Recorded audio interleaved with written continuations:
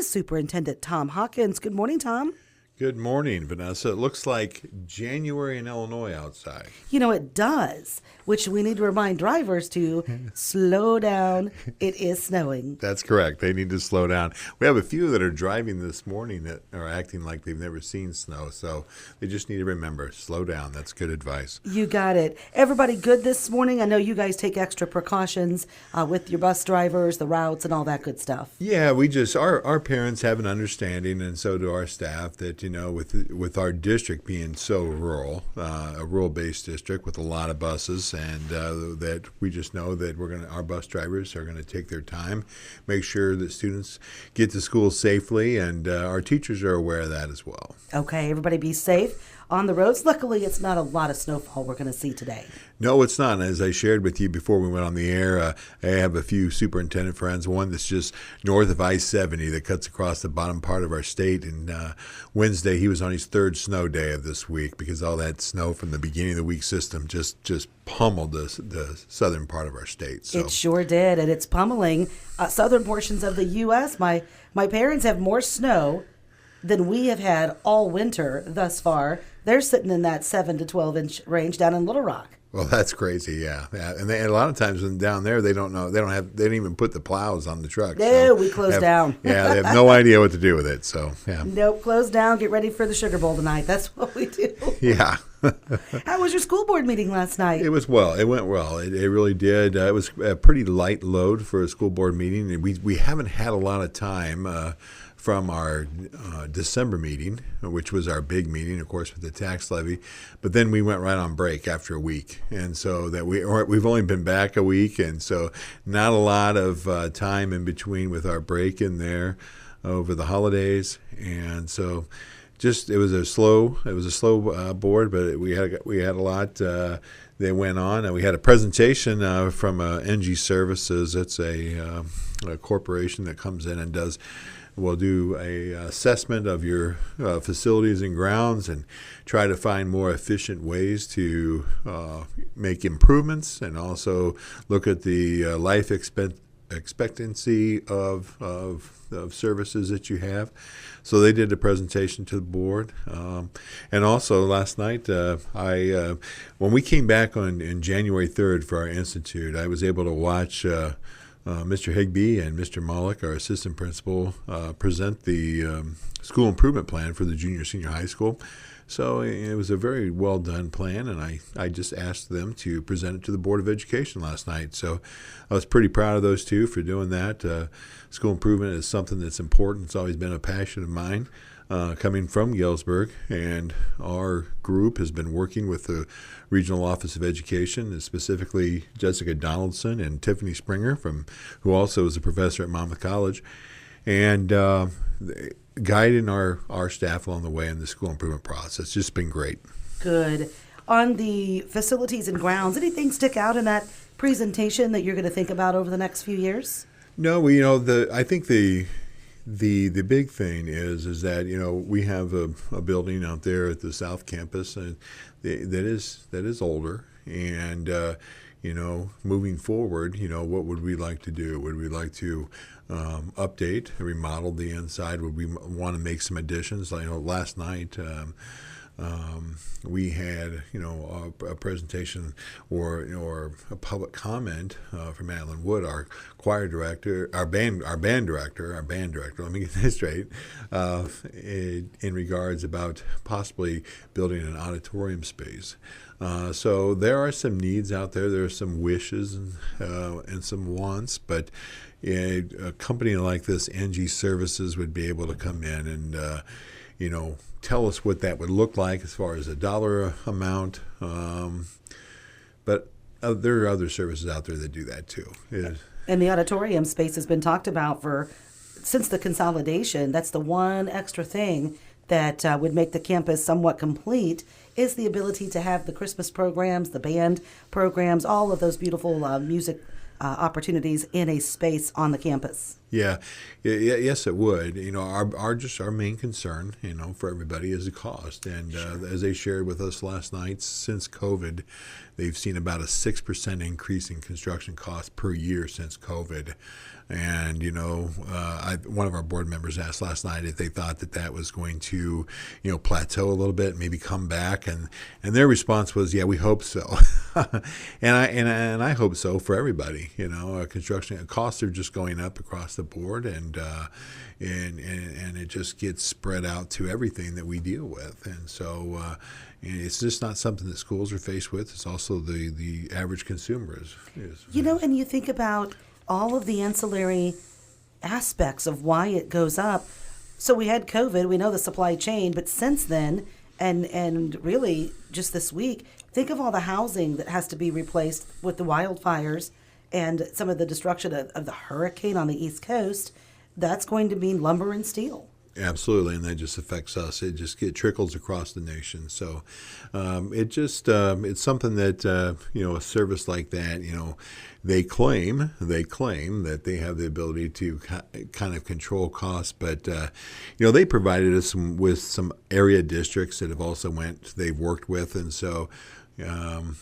Our board is going to, reach out to some of those other districts, board members, and get their opinion. Good. Feel them out, yeah. Well, and that's what you've got the 1% sales tax for. So it's nice Absolutely. to be able to know where's the best use of that money. Absolutely, yeah. Okay, what's next, Tom? Well, we talked about, and just in general, something that we passed last night is more of a joint effort across the state of Illinois. A few years ago, there was Vision 2020, and the big push behind Vision 2020 with the state legislator, with our education groups, was to help push through evidence-based funding. But now there's Vision 2030, with it has four main priorities, which are promote future-driven schools that allow for college and career exploration for our students. We want to continue to enhance student safety and well-being. We want to attract and retain high-quality and diverse educator pipeline, and we want to promote curriculum and instructional flexibility to meet the needs of our local communities. And that's so important because a lot of times when there is legislation that's passed in Springfield, it's not necessarily tailored to downstate Illinois. Chicago has such a big influence, and looking for more local control is something that I know this area really would like to have. I was in a webinar just yesterday with the chief of staff for the Illinois Association of School Administrators, and she stated that 2 days ago the 104th Assembly convened, and on that very first day they dropped 1,200 bills.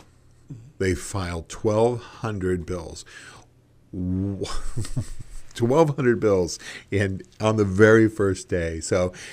And they have shown the school code has doubled. It has doubled in the last 10 years. And so one of the things of 2030 is looking at these mandates. And what are essential mandates and what should be considered optional mandates? Mm-hmm. Because some of those optional mandates are not fiscally responsible for schools. Sure. Especially schools down here that we may not even experience some of the issues that they're experiencing up in the collar counties and also in Cook County. Oftentimes, the municipalities come in with the same challenge that the mandates that they're forced to do, but yet there's no money in the budget to do them. Right. Yeah. So this whole idea behind Vision 2030 is, as I said, and Vision 2020 was to push through evidence-based funding. And one of the other things about Vision 2030 is to make sure that we don't lose the evidence-based funding, because that has really been even though my district relies heavily on, property taxes, I know that Monmouth Roseville district relies a lot on evidence-based funding. So it's something that we don't want to lose. We fought so hard to get, and we don't want to lose it. But our board last night looked at the presentation. They've been given the materials for a while now. They signed a resolution, so I'm going to send that on to the state. So that was a great thing. Other than that, we had our Institute Day and our our teachers and our principals and administrators. We're working on school improvement stuff. This week we got to participate in a reunification exercise with Monmouth Roseville schools, and we were really appreciative of Monmouth Roseville to extend that invitation. That's something that's, is really important, and God forbid we'd ever have to have an event where we would have to evacuate a school and reunify students. But they've done. We got to see the drill that and we were part of that, and to see the process that they put together. And I think one of the final things is that, we got school board elections coming up this spring, and I know that my board president and I are going to hold some prospective member orientation to our district, so they kind of know what they're getting into before election day. Yeah, that's what, April 1st? Because we have the Monmouth Mayor Forum today, so that's the only reason I know that the election's coming up on April 1st. It'll be here before you know it. Absolutely. How many positions and when are you looking at having your orientations? So we're looking at starting those up maybe at the end of this month, the orientations this month through February, and into March if need be. But also we have 4 openings on our board right now, and the last bit of information I have is we have 7 people that are running for 4 spots. And so, that's always a good thing. There are some districts that have open seats, and they have to try to fill them. And it just shows how involved the community is with our with our district, and we're proud of that. Okay, good. And you got a big night tonight, Monday, girls and boys. Basketball is going very well at United. Yeah, well, the girls, they've lost one game. They lost it early in the season to A-Town, and A-Town's a good ball club. Only number 2 in the state, beat Macomb last night. And, and we had, from my understanding, that game early on, we had the lead, and it was just at the end that they took it. But our girls won again last night. They have 1 loss on the season. They're having a really great season. Our boys are home tonight against Galva, and we have something for our students. The first 50 students that come out tonight, they get free pizza. So if you're a parent of one of those students, and get them out to the game. Get them out to the game so they can be part of the student section. It's Jersey night out there for our boys basketball game against Galva. Another thing I want to talk about is our Scholastic Bowl has started up, and right now our team's 1-1. They have a meet every Thursday through February. That's run by Mr. Klemkevich. Our junior high volleyball is underway, our junior high wrestling, junior high boys basketball. Our varsity wrestling team is at Pekin tomorrow, and our girls will be playing at Bushnell Prairie City tomorrow. Okay, good stuff. I got one other thing if I can. Yeah. We are in definite need of bus drivers. And if you are somebody who is looking for an opportunity to work with students and you don't mind driving, being a bus driver, you can contact Logan Thiele. He's our Director of Transportation. But we have a lot of our people who drive buses that's like their post-retirement job. So if you're looking for something to do because you're bored with not having anything to do, then maybe think about being a bus driver. But we also need some second shift custodians, primarily out at our West Elementary. We have a need for a second shift custodian. Great building, great staff to work with. Really nice place to work. Bus drivers, I hear the fee per day or driving fee has gone up significantly. It has, and but at the same time, it's our drivers. I think they go out of their way to form a connection with the kids. Yeah. And we even have a few of our drivers that are they have grandchildren. Yeah. That they're driving. They're driving their own. They're able to drive their own grandchildren. Yeah, it's awesome. How it should be. Yeah. All right, Tom. Good luck to the Illini basketball team. They're looking good. Yeah, they are. I don't know how to pronounce some of the names on the team. They've with their Europeans that they're bringing over, but they are fun to watch. And I'm just excited about how our football team finished. Yeah. They've 10-win season, beaten a SEC school. And, meanie pie! That's what you are.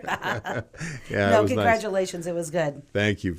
Have a wonderful rest of January. We'll see you in February. You too. Tom Hawkins with us.